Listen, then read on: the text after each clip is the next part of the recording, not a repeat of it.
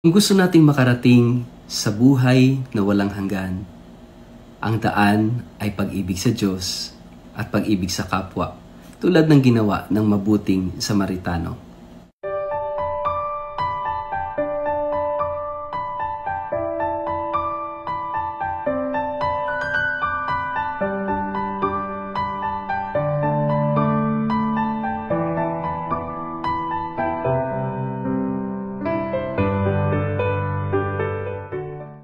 Ang mabuting balita ng Panginoon ayon kay San Lucas. Isang dalubhasa sa kautusan ang lumapit kay Jesus upang siya ay subukin. Guro, ano ang dapat kong gawin upang magkamit ng buhay na walang hanggan? Tanong niya. Sumagot si Jesus, ano ba ang nakasulat sa kautusan? Ano ba ang nababasa mo roon? Sumagot ang lalaki, ibigin mo ang Panginoon mong Diyos ng buong puso mo, buong kaluluwa mo, buong lakas mo, at buong pag-iisip mo, at ibigin mo ang iyong kapwa gaya ng pag-ibig mo sa iyong sarili. Sabi ni Jesus, tama ang sagot mo. Gawin mo iyan at magkakamit ka ng buhay na walang hanggan. Upang wag siyang lumabas na kahiya-hiya, nagtanong pa ang lalaki, sino naman ang aking kapwa? Sumagot si Jesus, may isang taong naglalakbay mula sa Jerusalem papuntang Jericho. Hinarang siya ng mga tulisan, hinubaran, binugbog at iniwang halos patay na. Nagkataong dumaan doon ang isang paring Hudyo. Nang makita ang taong nakahandusay, lumihis siya at nagpatuloy sa kanyang paglakad. Dumaan din ang isang Levita, ngunit nang makita niya ang taong binugbog, lumihis din ito at nagpatuloy sa kanyang paglakad. Ngunit may isang Samaritanong naglalakbay na napadaan doon. Nang makita niya ang biktima, siya'y naawa. Nilapitan niya ito at binuhusan ng langis at alak ang mga sugat at pinendahan. Pagkatapos isinakay niya ang lalaki sa kanyang asno at dinala ito sa bahay panuluyan upang maalagaan siya doon.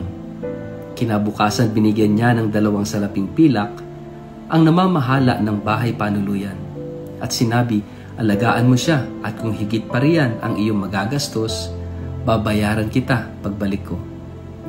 At nagtanong si Jesus, sa palagay mo, sino kaya sa tatlo ang naging tunay na kapwa ng taong hinarang ng mga tulisan? Ang taong tumulong sa kanya tugon ng dalubhasa sa kautusan. Kaya't sinabi sa kanya ni Jesus, kung gayon, humayo ka at ganoon din ang gawin mo. Mga kapatid, ang mabuting balita ng Panginoon.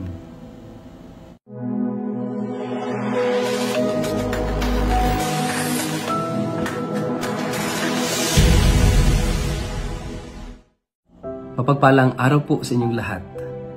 Kumusta po kayo? Ang ating pong word of the day ay emulate. Tularan, maging kawangis, pamarisan. Napakahalaga ng salitang ito, lalong-lalo na sapagkat ito ang bilin ng ating Panginoon sa isang lalaking dalubhasa sa batas, subalit nagtanong kung paano nga ba siya magkakamit ng buhay na walang hanggan. At doon inilahad ni Jesus ang kautusan. At nang hindi pa sumapat sa lalaking ito, inilahad ni Jesus ang talinghaga ng mabuting Samaritano. And towards the end ng ating gospel, sabi doon ng Panginoon, humayo ka at ganun din ang gawin mo. To emulate. Tularan ang halimbawa ng mabuting Samaritano. Maganda ang tanong ng lalaking ito. Siya'y dalubhasa. Bagamat ang pagtatanong niya kay Jesus ay hindi talaga out of curiosity or desire to know, kundi para subukin si Jesus. To test Him. At ang kanyang tanong is, paano nga ba ako magtatamo ng buhay na walang hanggan? Sana ito rin ay tanong natin magpahanggang ngayon. Ikaw ba pinapangarap mo ang buhay na walang hanggan? Kung ikaw ay magulang, sana pangarapin mo ito sa iyong asawa, pangarapin mo sa iyong mga anak, pangarapin mo ito sa iyong mga kaibigan. Kung talaga nagmamahal ka sa kanila, hindi lang sa mundong ito ang pangarap mo, kundi sa kabilang buhay, sa buhay na walang hanggan. Kaya sana ito'y pangarapin nating lahat. Sapagkat kung hindi natin ito papangarapin, hindi natin ito pagsisikapan. Kaya ang tugon ng ating Panginoon, kung gusto nating magkamit ng buhay na walang hanggan, dalawang bagay, at ito yung iniuutos sa atin ng batas.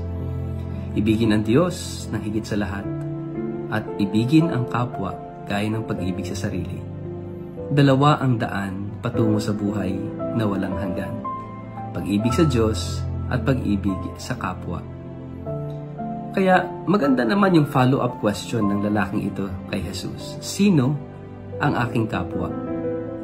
And napakinggan natin ang sagot ni Jesus sa tanong ng lalaki ay hindi direct answer.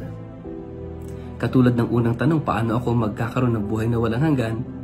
Ibinalik ni Jesus ang tanong, ano ba ang sinasabi sa kautusan? Nagtanong na naman ang lalaking ito, sino ang aking kapwa? At ang sagot ni Jesus ay isang kwento. Hindi direct na sagot. At pamilyar sa atin ang kwento ng mabuting Samaritano. Itong talinghagang ito na nagmagandang loob sa taong nakahandusay. Sa taong halos patay na. Yung una, dumaan yung paring Hudyo, iniwasan dahil ayaw niyang marumihan sapagkat hindi niya alam kung buhay o patay pa yung lalaking yon.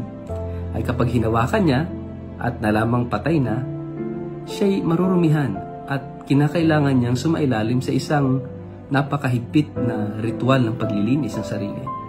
Ganon din yung Levita, kaya iniwasan nila.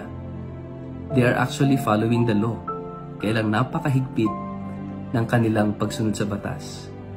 Itong Samaritano, palibhasa, ang tingin sa kanila ng mga Hudyo ay marurumi, abay nagdalang habag doon sa lalaki at tinulungan niya. Anyway, marumi naman siya sa tingin ng mga Hudyo. Kaya kung hahawakan niya itong lalaking ito, wala nang pagkakaiba. Sapagkat sa tingin naman nila siya'y marumi na. Minsan, ginagamit ng Diyos yung ganitong sitwasyon para maunawaan din natin. Tanging ang taong naranasang maging marumi ang magmamalasakit sa mga itinuturing na marurumi. Kung tayo ay magmamalinis at ang tingin natin sa iba ay marumi at makasalanan, baka hindi na natin sila mahawakan. Itinuturo sa atin ng Panginoon para mahawakan natin ang mga tulad nila, kilalanin natin yung ating sarili, na tayo rin naman lahat ay makasalanan. Pero maganda yung twist ng story at the end. Narinig natin, iniba ni Jesus ang tanong. Hindi na mahalaga kung sino ang aking kapwa. Sa bandang dulo ng Ebanghelyo, sabi ni Jesus, sino ang naging kapwa? Mga kapatid, minsan namimili tayo ng ituturing na kapwa. And most of the time, yung kapwa na yan, yung kaibigan, kapamilya, kapatid, kamag-anak, kung sino lang yung malapit sa ating puso. And the rest, mga kaaway, hindi kasundo, mga kakumpetensya, ay hindi natin itinuturing na kapwa.